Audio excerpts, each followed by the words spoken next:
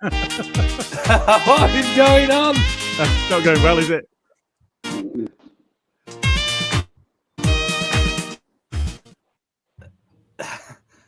Do not have a clue. There must be too many people on feed. Don't know what's gone on there, but that's the intro video that we usually play. But Gilly's borrowed his internet off stats, I think, for that. Welcome everybody to another episode of Berardi and Coke. Anyway, my name's Luke. As always, I'm joined by OKB regulars Matt. How you doing, Matt? Yeah, well, not so bad. Good. And ex-Leeds United starlet Simon Johnson. How are you doing, Simon? How are you, boys? You all right? Sound, mate? Yeah, sound you? Yeah, not too bad. Good. So, first things first. 0-0 draw, ball draw, really. But it wasn't. I mean, for me, it wasn't a ball draw, was it? It was. There was plenty of stuff going on. Probably could have performed, I think, attacking wise a little bit better. But other than that, I tweeted out earlier, you can't really be upset or angry with 5 points from our last three games. As I said, the attack left a little bit to be desired, Simon. Why do you think we look so clueless today in terms of our attacking formation? Do you think we were trying to defend too much? I think we definitely looked a lot more resilient defensively. Maybe that had a part to play.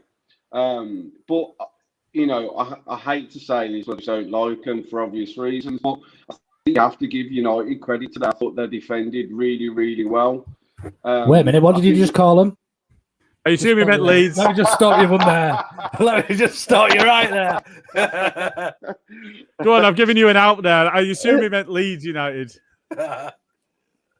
Yes. Oh, dear. Well, yeah, I think you've got to give the Scum credit for the. There we go. You've got to give them credit for the way they defend. I think they was well aware of what these threats were going forward, and I think they marshalled us quite well, to be fair. Yeah, I completely agree. I think they neutralised our attack down the wings quite well. I don't know if you noticed that we sometimes play those sort of triangle passes around their wingers to get forward up the pitch. They sort of push their wing backs up to neutralise that. So I felt we struggled with that a little bit, and I think that as I said, neutralised a lot of our attacking options. But yeah, defensively outstanding. We've almost sort of flipped reversed on the first half of the season in that we were free scoring and conceded a lot of goals at the start of the season, whereas now we probably look a lot tighter and less leaky. But we're almost struggling to get the opportunities. Yeah, Gilly, what do you make of it then? Let's say your part, because I've seen a couple of your tweets go out while the game was on and half time and stuff. So let's get your thoughts. Where did it go right and where did it go wrong? So just while you were getting a beer, Simon and I were talking just before we went live, and I think he made a point about the defences being on top of it in the game, and I think that's fair. I think when you get right down to it, from an attacking perspective, nobody really got on top today, and I think the defences won out. And if you look at the man of the match performances that we were putting forward, we're looking at Phillips, we're looking at Llorente.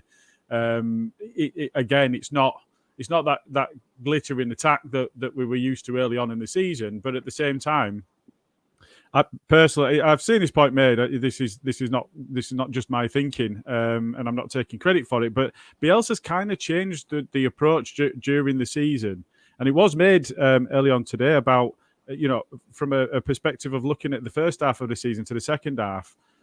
We're not as free flowing in attack, but we're more savvy in defence, and I think that's quite a big deal because. We weren't picking up any draws, and if you look at what we've done against all the so-called Super League sides, we haven't been beaten at home by any of the five that we've played, and I think that's a big deal. And you definitely would have taken that against those sides that spent all of that money, and we're a newly promoted team, and I think that's a big deal. But they've definitely got more savvy. If you look at the way that we played against Chelsea and we played against the Scum early on in the season, we were a bit naive. We were going man for man, but they were slipping a man too easily, and then they were just in, and they were running freely at us, both of them. And there were none of that today. So is it as champagne football as it was early on in the season? Maybe not, but at the same time, we're not getting beat, and that's a pretty big deal. Against against sides that have spent hundreds of millions of pounds, and we haven't been in that position. So, yeah, you take it. Of course you will. Yeah, I mean, I'm 5 points. If you offer me 5 points at the start of April before we faced City away, I would have I'd have snapped your hand off. And I actually predicted 5 points. I don't know if you remember.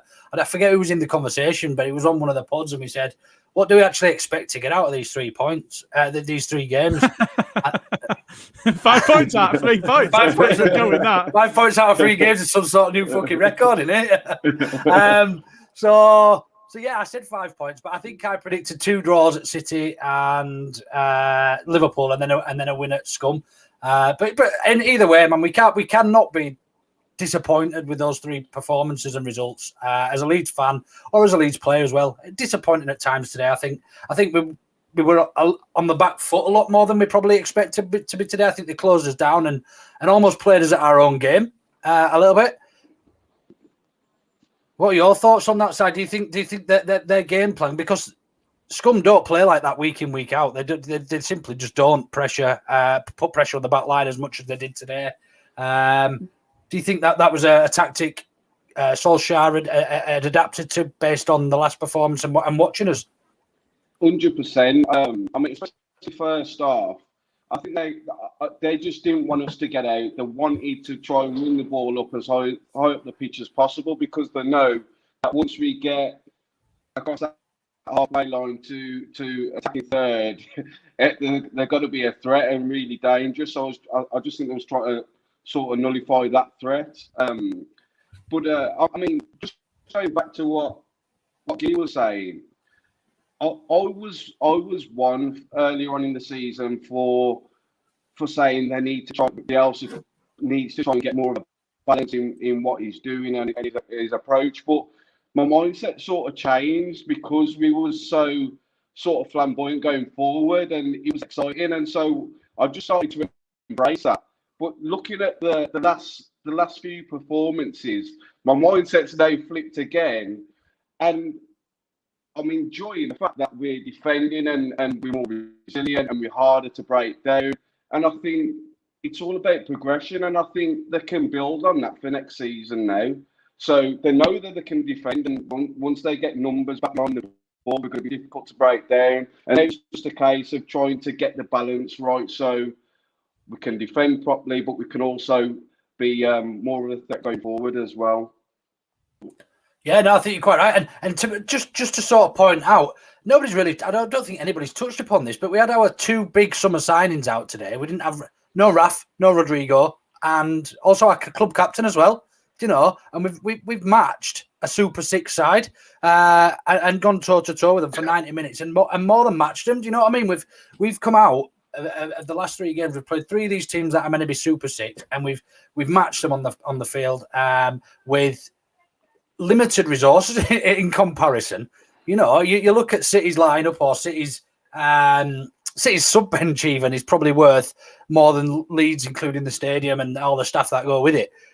So to say that we've matched them and just to sort of extend on what you said there about matching them and building for next season, I think we'll give that league a real good go next season. One of the commentators while I was watching today mentioned they've obviously gone all out this season. Do you think they'll be able to do it next season? And the commentator, I was watching a different stream to you guys. I wasn't watching it through Sky. I was watching it through DAZN. So it was slightly different, the one that I got to watch. But it was like the other comment, I forget who it was. The other commentator basically said, yeah, why wouldn't they? Why wouldn't they be able to give it a real go next season? They've matched arguably the best 3 teams in the country over the past 3 games. Not only matched, but actually probably in the stages been the better side. Gilly? Yeah, I fully agree, and I think if you look at the league table, I think against some of those sides, we have dominated some of those teams, and in actual fact, I mean, you can't say that we dominated City, but it were 10 against 12 for large lengths of it. But we have managed the game well, and that's something that in the Championship we didn't tend to do. We overwhelmed people with attacking flair and pace and power and aggression in the tackle and so on. We didn't manage the games well, and I think that's what comes with experience. And that game management piece. If you look at Leeds Rhinos and you look at what Sinfield could do, and the fact that they're missing that now. We needed that experience, and that comes with time. And they're building it now, and looking for next season. Yeah, all right. We're looking for them to hopefully add a bit of quality. An actual left back would be nice. Rodrigo De Paul would be wonderful. But so we're looking to add capable and experienced players, but equally the players that we do. I mean, look at Struijk and look at what he's achieved this season. It's just you couldn't expect it. You really couldn't. We've had somebody dive into the. We're not getting him on. No chance. He's not got no clothes on. He's not coming on. I could just see him chuckling away. Jesus Christ. Sorry, that put me off. You and me both. For anybody who can't see this at the current time, because we're hosting and we're on a software. Anybody who wants to join the stream, we put it out earlier for any guests who wanted to come on and say hello and anything. Anyway, one of the resident, what should we call him? Resident idiots, maybe? Can we call you that without getting beaten up? Has decided to join without a top on, but we're not going to obviously add him into the stream because we just don't know what might come out of his mouth. So, or anything else. Right. So, I mean. Yeah, given that, I mean, saying that we match, it's too early to talk. I mean, we obviously don't know about this, what sanctions are going to come from. Apparently, none from UEFA. We've left it obviously too late to push for those European spots. Do you think? I think it's too early for us anyway. You look at sides. I mean, it's going back some years, but you look at Ipswich with Marcus Stewart, and he's got 40-odd goals. I think it was in their first season in, and they got into Europe and everything just kind of fell away because the small squad that they had, and we've got the same, can't cope with that demand. And I think we'd be in a similar position. We are adding experience, but we don't have the bulk of numbers. We know that Bielsa likes to play with a thin squad, but trying to add that in, and it's not just the number of games, it's also the level that they've got to play out week in, week out, and then midweek as well, I think would be really, really tough. So much as I would like to see all of those sides punished with minus 45 points and see them dogfight it out to see who actually survives. I think Europe for us is just a step too far right now. Rad's talked about a 5-year plan, and I think if you look at that and we build for another 12 to 24 months, we'll be ready. I think before that it'd be a bit of a bridge too far for us. Yeah, is that too sensible? Right. It is a bit too sensible because I'm very much live for the moment and gung ho. I think if we were offered a place in Europe, I think the financial bonuses that come alongside it, I think we could build a real competitive squad. Now, I'm not saying we're going to get into Europe. I'm not saying we're going to compete in Europe. But what I'm saying is, if that opportunity came around, I think we'd grab it with both hands. And I don't think we'd shame ourselves. I think Bielsa's put together, although you say a relatively slim line squad in terms of cover from each position. You look at City; they've got 2 players for every position. We've got 1 player that can cover 2 positions or 3 positions. So we've got sort of probably 150% of a squad. They've got sort of 200% of a squad. But no, I mean, if we got into fucking Europe, I'd absolutely buzz off it. I'd love it. I'd be, do you know what? I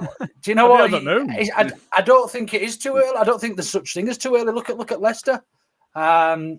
So yeah. The other thing that that's worth noting today was the obvious stop start and the lack of fluency to the game. That it was quite frustrating, I think, at times for a Leeds fan, and I think that came from the officials. I don't know what you guys made of the officials. I was quite vocal about it online on Twitter during and after the game, but I thought that was an awful officiating performance. Simon, you've probably seen far more referee performances than I have. Was it a shit performance, or was I just being overcritical? So I don't think he helped. I don't think the ref helped in any way, shape, or form. But in addition to that, I almost think that that was part of Bielsa's game plan today, because we did give a lot of sort of, people say cheap. We give a lot of cheap free kicks away, but I just felt, because of the amount we gave away, there was just like to stop the fluidity of the Scum's play. I just felt that was sort of something that they might have highlighted. So Yeah. just slow the game down, every opportunity sort of thing. But yeah, I mean, for me, from a personal point of view, I just want to see the game flow a bit more, and do you know what I mean? And like you said before we went live, Luke, let the game flow, and then if you need to bring it back for any reason, bring it back. But yeah, I do feel like these game plans to slow the game down when out of possession. No, I think you're right. There was one point when I think it was Alioski was free, and the ref, the linesman gave offside, and he was like, "Let it flow, and then give the offside if it goes to offside." And then you saw Ayling having a go at the other linesman as well, saying, "You've stopped relying on fucking VAR," or something along those lines. I think it was. So yeah, really, really frustrating performance. I'm sure we'll cover it in a bit more detail, the refereeing performance with Carl and in off the VAR. So who stood out? I mean, who struggled today, do you think, and who stood out? I mean, from my perspective, I thought Fred for them was absolutely crap. He's the worst. He's the worst excuse for a footballer I've ever. He's meant to be Brazilian as well, isn't he? Is he Brazilian, that lad? Because he was awful every time. He's not. I mean, he should not be playing football for Scum. He's not a Scum level player. I mean, the players they've had over the years, they shouldn't be signing a player like him. But in terms of Leeds' performances, we had a couple of good performances, but I think a couple of players were off as well. But before I delve into what I thought, what about who were your sort of outstanding players, Matt? Well, before I get into that, can I just point out that Rocky Jr. was a World Cup winner with Brazil? Well, yeah, good point. Just because they've won a World Cup and just because they're Brazilian, don't mean they can ball. I totally thought, agree with that. I thought, Lorente, it's getting a bit of a joke in the group chat, but Lorente had a really good game again. I thought that he steps out of defence. He does step out of defence really well. Which we needed this season, because that's what White used to do last season, and I think he's got that to his game. I thought he played really well, but I mean, I think Calvin was probably my man of the match, with Lorente not far behind him. I think if you look at the players, Calvin spoke after the game, and he was told that Fernandez was his man. I think later on in the game, he pushed forward. And picked, well, he kind of split Fred and Pogba, I think, didn't he, later on? But for the first 65, 70 minutes, he didn't seem to have an issue. He was on the ball, he was playing the ball, and he was marking his man, and he was doing it well. And when you think about the way that Fernandez has been able to dominate position and the opposition that he's had this season, I think that shows just how far he's come. Yeah, no, I'd agree. Carl appears to disagree. Carl, Carl. I don't know if he's meant to put that in here, or if he's chatting to one of his women. But yeah, Simon, what about you? Did you think anybody really looked like they were struggling today from Leeds' perspective? I don't think. Look, I love his appetite for the game, and I think he tries really hard all the time. Every time I see him play for us, he tries really hard. I just don't think Costa's got the quality we need. I think I think he's there as a backup, but he's finding himself in the team at the moment. I don't think he's got the quality we need. We spoke about oh God, mine's gone blank. Not Bamford. Winger. Roberts? No, number 10. Roberts. Tony Roberts, sorry. Yeah, mine just went blank. I think I'll put these Budweisers down. I mean, again, I know he's very young. Roberts is very, very young, and he's still got learning to do. He has some lovely touches, but at some point, he's got to add the end product to his game. As it is. I know he's not. We've been calling for him to get his goal and that sort of thing, but at the end of the day, you're judged on what you do on the pitch, and you can't keep going through games and having big moments and big chances and not scoring. So I think we're a little bit light up top. Probably the player that stood out for me a little bit today was Alien, and I don't know if you remember on previous talks that we've had, I said that I don't think he's quite got it. He's quite got enough to go back international level. I've seen something slightly different today. Everything he was doing was really efficient and good. He was doing everything to a really good level, and made me think twice about that comment that I made. Just apart from his outside foot pass near the end of the game, I don't know if you caught that. Oh, that was pretty bad, wasn't it? He nearly said, but for the rest of his performance, I can let him away with that. But I thought he was outstanding today, to be fair.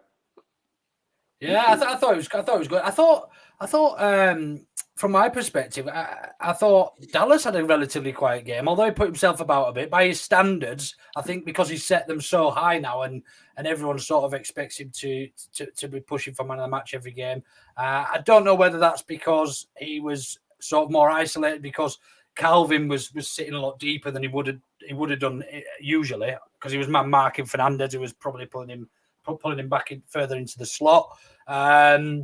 So Dallas was sort of probably a little bit more not neutralised, but isolated maybe in the middle of the field. I thought both our wingers struggled. I thought Jack Harrison had a relatively poor game, but also Costa. I thought Costa he's not at our level when you look at the level we're trying to be at. I don't think. Well in the transition at Leeds that we need to really sit and watch, because it's not going to last forever with Bielsa. And as much as it breaks my heart to say that, we need to really sit and things might change and things might not be as rosy. Playing that, Well, that's what I see on the youth team, where in the summer a lot of people we're focusing too much right thing to do because he's having that influence on that are amazing. That Geldart, 2-3 years time, they're going to be top class. Really, absolutely. Somerville as well. I was Costa went off injured. I was really looking forward to him on the bench. I was like, because I've heard some really good things. I've seen videos of him. He looks class at Somerville. Yeah. So it looks like we're having some difficulties with YouTube, apparently, according to Matt. So if people can hear us or see us, you're better off joining through Periscope for now.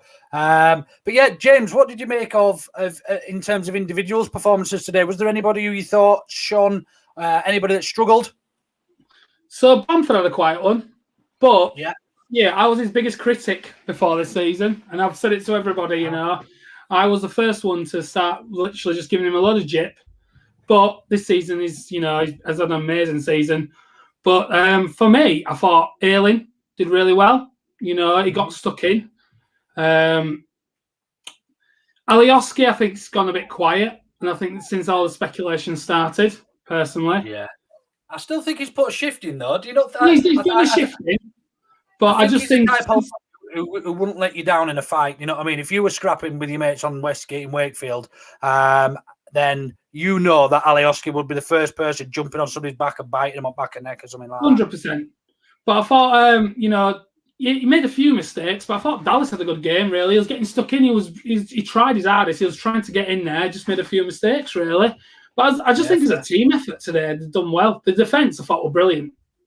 We were saying just before you came on, James, actually, to Simon, that we've almost reversed our not a philosophy, but our outlook on when we're playing the big teams. The first time we played them all, we went gung ho for a win, and we obviously couldn't match them for class and skill and whatnot. But But this time we've played them, we've almost been a little bit more reserved, and you can tell they've been working on the defensive shape and what to expect from these teams with Fernandes trying to pull KP out of position and whatever else. And I think we've sort of reacted to that really, really well as a team. Oh, I totally agree. Yeah, I think our defence, literally at the beginning of the season, typical Leeds for the last few years, very shaky, but I thought they did brilliantly today. Last 3 games, I thought they've been fantastic. Llorente, I think he's brilliant. Yeah, he's going to be. I mean, somebody put in one of the groups that we're in earlier. He's going to be world class. He's already world class. He's playing for Spain. Do you know what I mean? So, he's already world class. He made a big difference, Robin Koch. He's a big lad. He's strong, but he's got speed as well. Yeah. So I do like Robin Koch as well. So I look forward to having a full squad. Where looking forward to who does he pick? Who plays where? I think we're in for an interesting summer as well. I think there may be 1 or 2 outgoings and things, but in terms of the performance today, you can't really knock any of the players who started or even who came on. There's a question coming for you, James. What do you think of Harrison's performance over the last couple of games? This season, I think Harrison's been great. Right, so beginning of the season, I was thinking, that's a steal. If we can get him for 10 million, like they're saying it's going to be, But the last few games, it's just, I don't know. He's making a lot of errors. He's not getting stuck in as much as he was before. Yeah, I don't know. He'll be on the fence with him, or I just think I don't know. I think he's one of them hit or miss. He'll either have a really good game or he'll have a poor game. Yeah. Do you think it had a lot to do? Do you think? Well, sorry, Gilly, go on. I was just about to say, he had to be dropped out. He wasn't eligible to play against City, and coming back in, he's been a little bit off the boil. I just wonder if that's a factor. Possibly. I think today he's neutralised really well by Scum. I think they neutralised our wings really well. I said before that we're used to playing little triangle passes round their wide players, but Scum didn't give us that opportunity. They sort of pushed their wing backs up when we were in possession. So any of those players couldn't really come off, which didn't free up a lot of space for Harrison or Costa, which didn't help them. But I don't think Costa's at our level anyway in terms of moving forward. No. But he probably created our best chance. Remember that ball that flashed across. Good point. Another thing you got to think about as well is look at the money Scum have spent. Right, I'm sorry, it's ridiculous. And them players that were on the pitch, 75% of our team were in the Championship last season. Yeah. And we played with like Cavani, and you've got Cavani, you've got Pogba, and all that. And literally, what did they do? Like, I just that's what Bielsa's done. Though. He's proven to the whole of the Premier League, you don't need to spend 150 million in the summer on these big names. They're only there to sell shirts. You look at the league squad; it's just amazing. But you based today's performance. We didn't have Rodrigo or Rafinha. Our 2 big summer signings. Neither of them played, or Cooper. So we were without as club captain and arguably our best 2 players in terms of skill levels. Anyway, right then. One more thing before we let you shoot off, James. I just want to know where we go from here. Do we push on for Europe this season? Is it too early? Or do you think we just finish comfortably top half and build over the summer for a bigger push next season? To be honest, I'll be happy just staying above Arsenal. I think that's just an achievement in itself. Yeah. Why not? Let's go for it. We look good at the moment. Teams, you can tell they fear us, but it might be a big ask to Europe. If we get it here, we'll all be dancing, won't we? But you know what? I'm just happy. Just keep on doing what we're doing at the moment. And if we finish above Arsenal, I know enough Arsenal fans where I'll be happy. Brilliant. Well, James, I'm in your camp. If we can get into Europe, then albeit. But yeah, we're not in any rush. Do you know what I mean? If we can finish top half this season and have another season under Bielsa, at least another season, so there's another talk of 2. But yeah, really, really happy with that. James, you've been an absolute fantastic guest. Thanks for joining us. We'll definitely be having you back. We'll definitely be having you back at some point. Yeah. Cheers, lads. Cheers. Take care, mate. Right, what do you think of that then? Good guest, wasn't he? Thanks, Cal, for sending James over. Really optimistic guest. Good talk. Yeah, absolutely. And I was just seeing that I think this might have been aimed for him, so we'll have to field this one. But there's a question just dropped in. Talk about Harrison and Costa. What do you think of Poveda on the wing? I'll let you talk. I think he's looked really lively. When he's been coming off the bench, I think he's been an absolute steal from City. Did we pay £1 million for him or something like that? I don't remember how much we paid. It wasn't what it's worth now.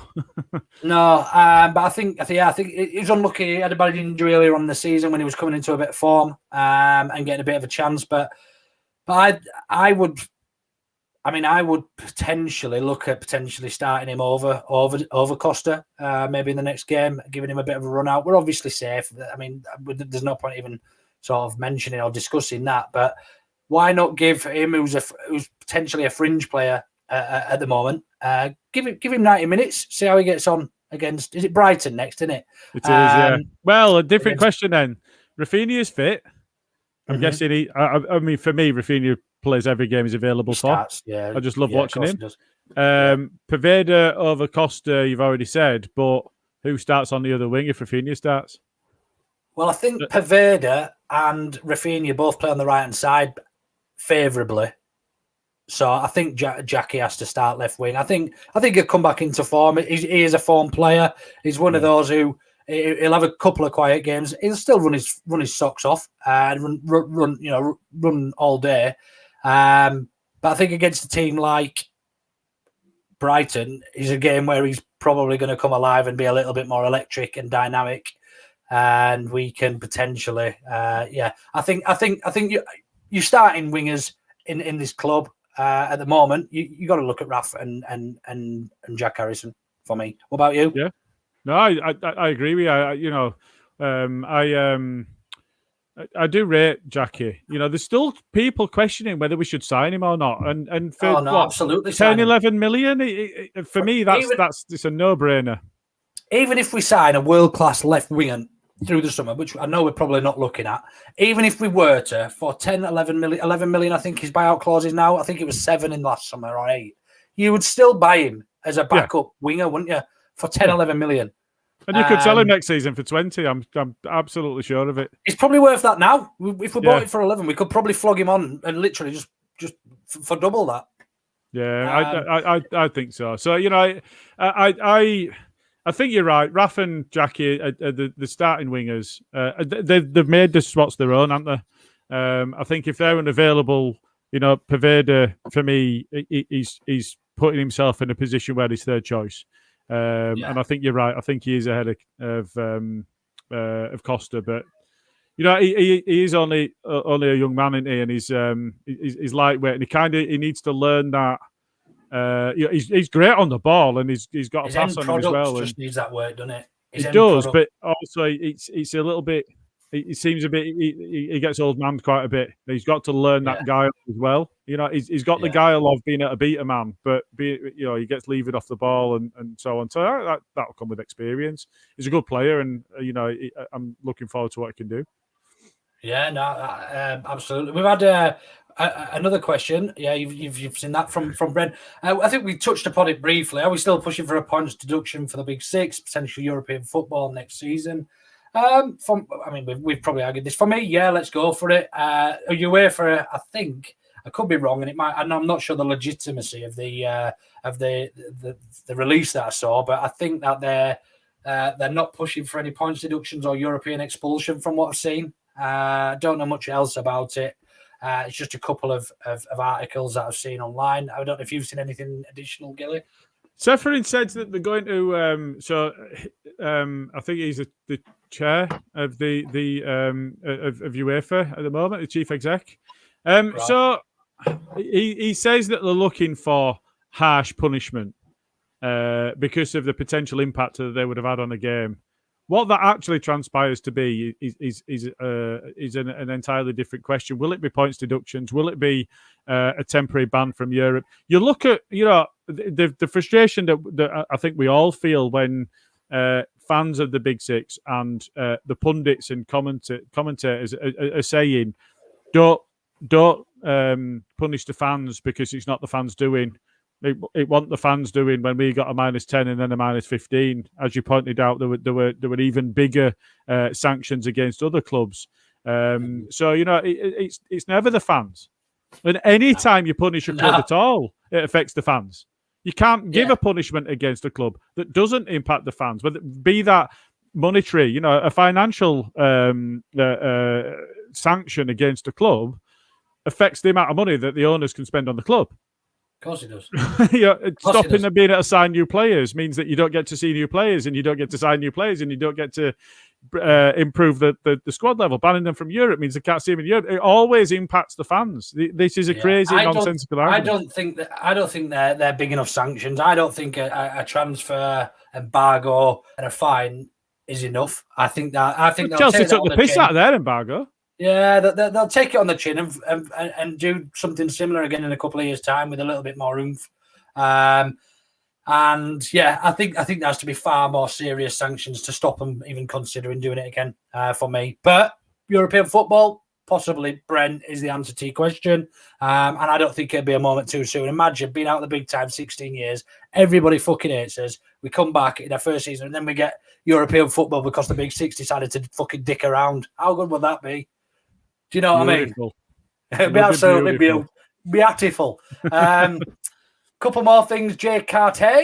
Do you think the result might have been different today with Rafinha available? And did anybody else worry his absence against Liverpool was transfer related?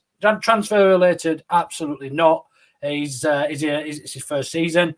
Result different? Well, it could have been. I don't think there's an argument to say that it brings that additional spark, and they may have stood a little bit off him, but can one man win a game? Possibly. Would he have won it? Maybe.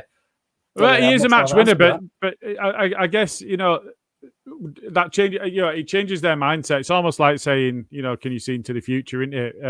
We don't know what would have happened. Certainly, the game would have had a different feel. I would have been a lot more confident in the last 20 minutes that we were going to be able to do something based on what he did against City. The fact that he can relieve the pressure, it means that there's not as much pressure on Jackie Harrison on the other wing.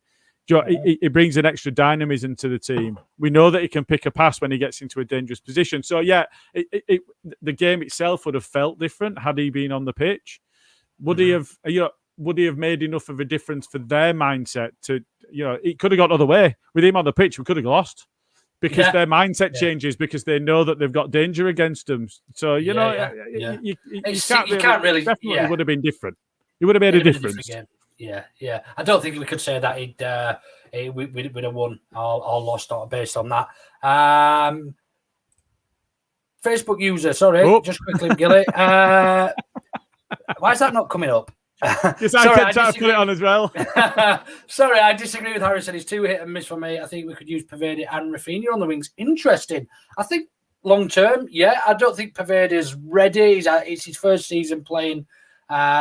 He didn't even play Championship standard. He's been pretty much in City's academy for forever. And then he didn't probably play enough last season. So I don't know what you're basing that on, but he certainly showed glimpses of class. Will he work as hard as Harrison? Have we seen him play 90 minutes at a time and get forward and back? Possibly, possibly not. I'm sure Bielsa wouldn't play him if he didn't think he was good enough, but.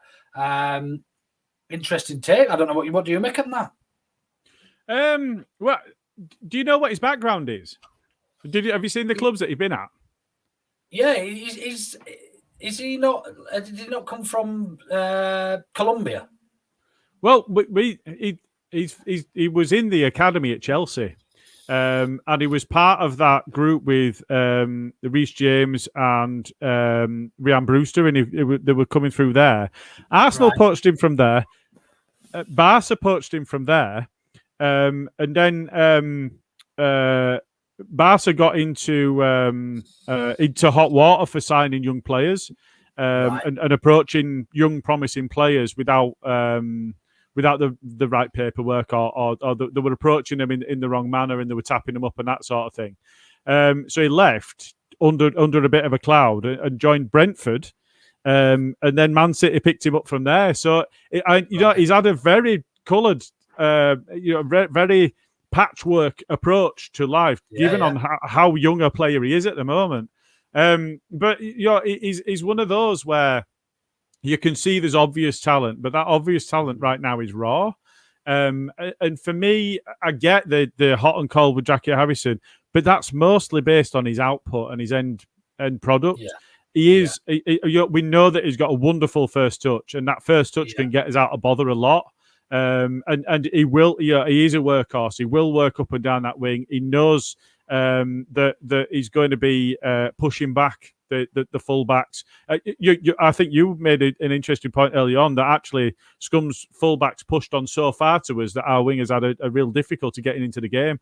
Quite often, sides won't chance that against us. And our wingers actually push back the defence. We weren't able to do that today, and that really impacted the creativity in the final third.